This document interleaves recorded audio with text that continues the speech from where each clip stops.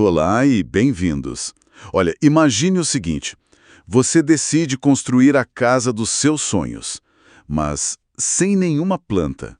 Você só começa a empilhar tijolos esperando que no final tudo se encaixe.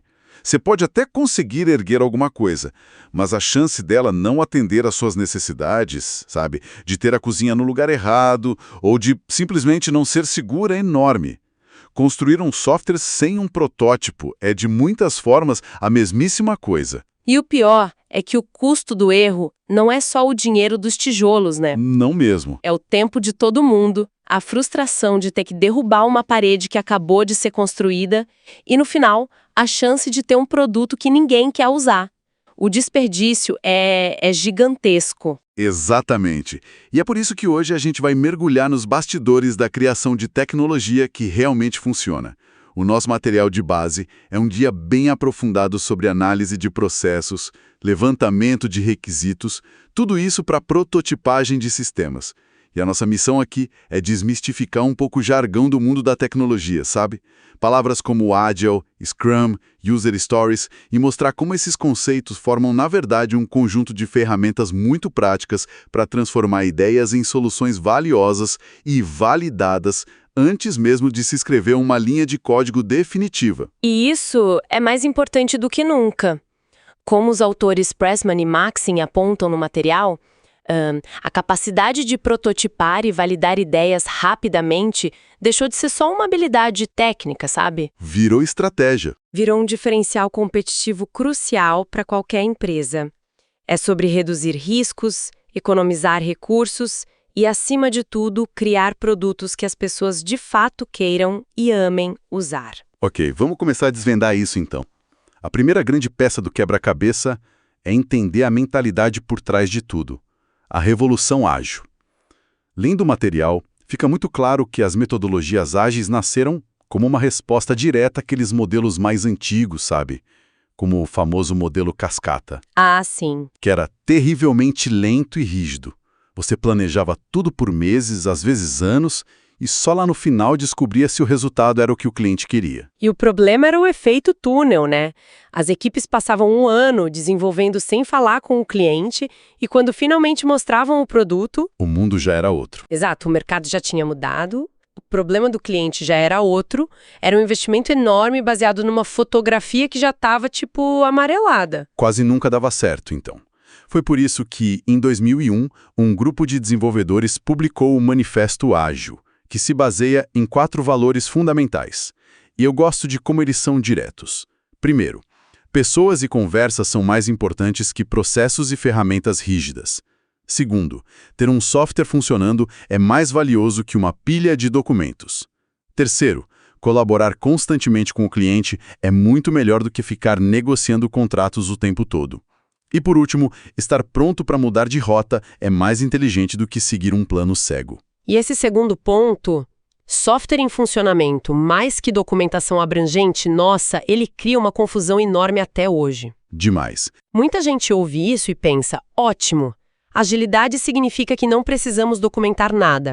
Mas isso é um mito perigoso. Sim, o nosso material de base bate muito nessa tecla. Agilidade não é anarquia. De forma alguma. O autor Mike Cohen, que é uma grande referência na área, diz que a documentação deve ser tão detalhada quanto necessário. Nem mais, nem menos. O foco muda. Totalmente. Muda da quantidade para a utilidade. E no contexto da prototipagem, qual é a documentação mais eficaz que existe? É o próprio protótipo funcional. Ele comunica a intenção do design de uma forma visual, interativa, que um documento de 300 páginas jamais conseguiria. Ele é a documentação viva. Sabe, ao ler o material, a primeira coisa que me saltou aos olhos foi a tensão entre 2 palavras que a gente ouve o tempo todo: Scrum e Kanban. Parecem sinônimos de método ágil, mas o guia os trata de forma bem diferente. Você pode nos ajudar a desfazer essa confusão? Claro, essa é uma dúvida clássica. Podemos usar uma analogia. Imagine 2 cozinhas de restaurante. Uma delas, o Scrum, trabalha em lotes. A cada 30 minutos, ela se compromete a fazer 10 pizzas e 5 lasanhas. Durante esses 30 minutos, o foco é total em entregar aquele lote. Esses ciclos fixos são os sprints. Uhum. Tem papéis claros. O Product Owner é o chefe que decide o menu, o Scrum Master é o gerente que garante que a cozinha funcione sem problemas e os developers são os cozinheiros. E no final de cada ciclo tem a Sprint Review, onde os pratos são apresentados aos clientes para feedback. E entendi. É uma estrutura com ritmo, com uma cadência bem definida. E a outra cozinha, o Kanban? A cozinha Kanban não trabalha com lotes de tempo. Ela trabalha com fluxo contínuo e limitação. Os pedidos chegam um a um. A regra principal, que vem lá do sistema Toyota de produção, é limitar o trabalho em progresso, o IP.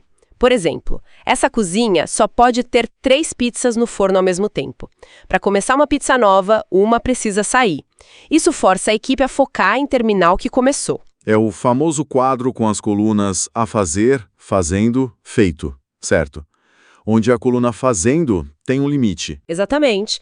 E a verdadeira genialidade do Kanban, que vem do pensamento Lean, é que ele transforma o desperdício em algo visível. Um cartão de tarefa parado por dias na mesma coluna não é só um problema de processo. É literalmente tempo e dinheiro parados ali para todo mundo ver. Ele força uma conversa sobre eficiência e sobre onde estão os gargalos de um jeito que uma planilha de horas nunca conseguiria. Isso levanta uma questão que o material propõe. Não existe uma resposta certa, então. Scrum ou Kanban? Não, é uma questão de contexto. A estrutura do Scrum pode ser ótima para equipes que precisam de mais direção ou para projetos com metas claras e de médio prazo. Já a flexibilidade do Kanban é fantástica para equipes de suporte ou times mais maduros, cujas prioridades podem mudar a qualquer momento. As duas cozinhas podem produzir comida excelente. Elas só otimizam para problemas diferentes. Entendi. Então temos esses frameworks como o Scrum, que nos dão um ritmo, uma cadência para o trabalho. Mas ter um ritmo não garante que a gente está tocando a música certa. Como a gente descobre qual é a música que o usuário quer ouvir? Bela analogia. E a resposta está em parar de falar sobre o que o sistema deve fazer e começar a falar sobre o que a pessoa quer alcançar. É aqui que entram as histórias de usuário, ou User Stories. Que são aquelas descrições bem curtinhas de uma funcionalidade, sempre contadas da perspectiva de quem vai usá-la. O formato que o material apresenta é muito claro, né? Como um tipo de usuário, eu quero um objetivo para que eu obtenha um benefício. O exemplo é ótimo. Como um gerente de projeto, eu quero visualizar o status de todas as tarefas em um dashboard para que eu possa identificar rapidamente problemas potenciais. É simples, direto e foca no valor, não na tecnologia. Isso, foca no porquê. Mas uma história por si só ainda pode ser vaga. Visualizar o status pode significar 1000 coisas diferentes. Para evitar ambiguidade, a gente precisa dos critérios de aceite. As regras do jogo. Exato. São as condições que precisam ser satisfeitas para que a história seja considerada pronta. Isso de critérios de aceite parece ótimo, mas também soa um pouco abstrato. Como você transforma uma condição em algo que um desenvolvedor pode testar de forma concreta? Existe uma maneira de não deixar margem para interpretação? Existe, e é uma técnica muito poderosa chamada BDD, ou Behavior Driven Development, desenvolvimento guiado por comportamento. Ele usa um formato quase de linguagem natural. Dado que, quando, então. Usando o exemplo do dashboard, um critério de aceite poderia ser: dado que existem tarefas com prazo vencido, quando o dashboard é carregado, então as tarefas atrasadas devem ser destacadas em vermelho. É um teste claro e objetivo. Qualquer pessoa da equipe técnica ou de negócios entende exatamente o que se espera do sistema. Não tem como interpretar errado. Ok, então as histórias nos dão o detalhe de cada funcionalidade. Mas e a visão do todo? Antes de escrever as histórias, a gente precisa entender o campo de jogo, o processo completo onde essa funcionalidade vai viver. É aí que o material introduz o mapeamento de processos. Exato. E a ferramenta padrão para isso, como aponta o autor André Campos, é o BPMN. É o Business Process Model and Notation. O melhor jeito de pensar no BPMN é como uma linguagem universal para desenhar processos de negócio.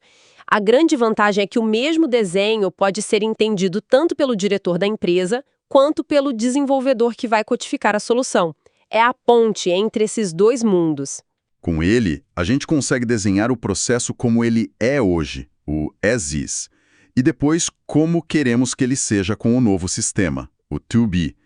Essa visualização deixa claro onde o sistema vai se encaixar. E mais importante, revela os gargalos. Ao mapear o processo atual, você invariavelmente encontra onde o trabalho emperra.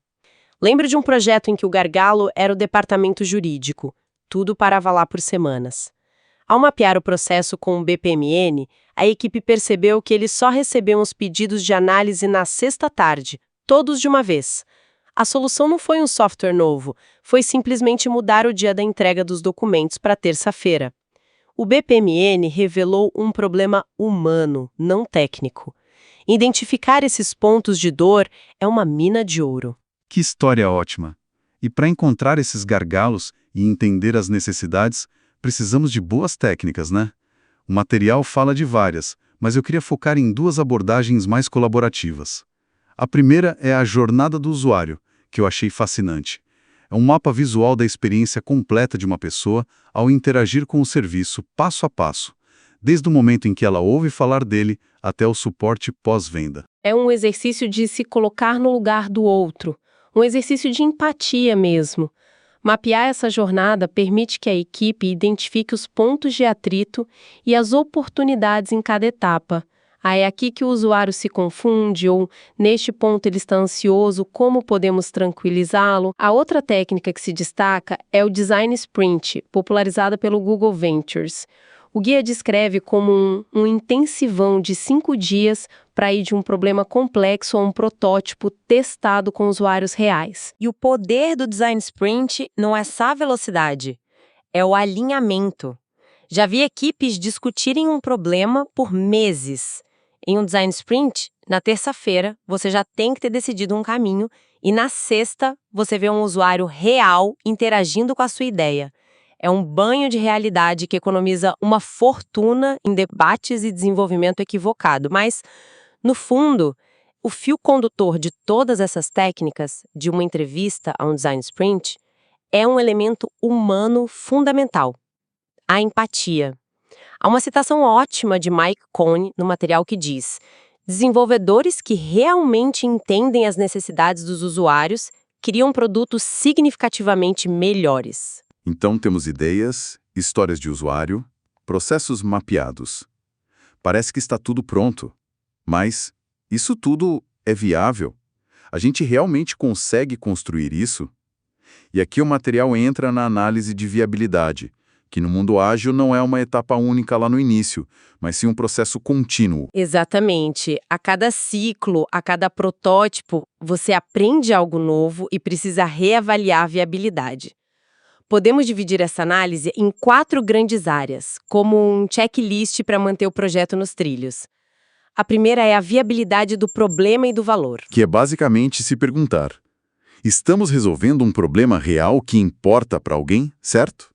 Para evitar cair na armadilha da solução em busca de um problema. Precisamente. A segunda é a viabilidade de mercado e usabilidade. As pessoas vão querer usar isso? Já existe algo parecido? E, crucialmente, é fácil e intuitivo de usar? A terceira é a viabilidade técnica. A nossa equipe tem o conhecimento e as ferramentas para construir isso? A tecnologia que a gente quer usar é compatível com sistemas que já existem? E por último, a que eu sinto que muitas vezes é esquecida, até ser tarde demais. A viabilidade financeira operacional. Temos dinheiro não só para desenvolver, mas para manter isso funcionando? Qual será o impacto dessa nova ferramenta nos processos atuais da empresa? Vamos precisar treinar as pessoas? Como será o suporte? A autora Shari Plyfigor faz uma observação brilhante sobre isso. Muitos projetos falham não por problemas técnicos, mas porque ignoram completamente os custos operacionais de longo prazo e o impacto que o sistema terá na rotina da organização. Então, se a gente olhar para a jornada que fizemos, a grande lição parece ser um ciclo constante. Começamos com uma mudança de mentalidade, a filosofia ágil, depois passamos por frameworks práticos como Scrum e Kanban, Aprendemos a falar a língua do usuário com as histórias e a mapear o terreno com o BPMN. E, por fim, vimos a necessidade de manter os pés no chão, de verificar continuamente a viabilidade do que estamos fazendo. O resumo de tudo é validação constante. É um ciclo que não para. Aprender, construir um pouco, mostrar para as pessoas, aprender com a reação delas e adaptar o rumo. É isso. É menos sobre ter um plano perfeito e mais sobre ter a capacidade de aprender e se adaptar rapidamente. E isso levanta uma questão importante, que o nosso material também propõe como reflexão final. Como equilibrar essa análise rigorosa de viabilidade com a necessidade de buscar inovações que são realmente disruptivas? Uma análise muito rígida pode acabar matando ideias geniais antes mesmo que elas tenham a chance de nascer, porque no início elas sempre parecem um pouco malucas, né? Por outro lado, ignorar completamente a viabilidade pode levar a projetos que são pura fantasia e que nunca sairão do papel, consumindo recursos preciosos. Onde está o meio-termo? Exatamente. O pensamento final que a gente deixa é este. Como uma equipe pode criar um ambiente que permite a exploração de ideias ousadas, mas que também sabe a hora de ancorá-las na realidade? Onde termina a aposta calculada e começa a fantasia impraticável? Essa é talvez a pergunta mais difícil e mais importante na gestão da inovação hoje.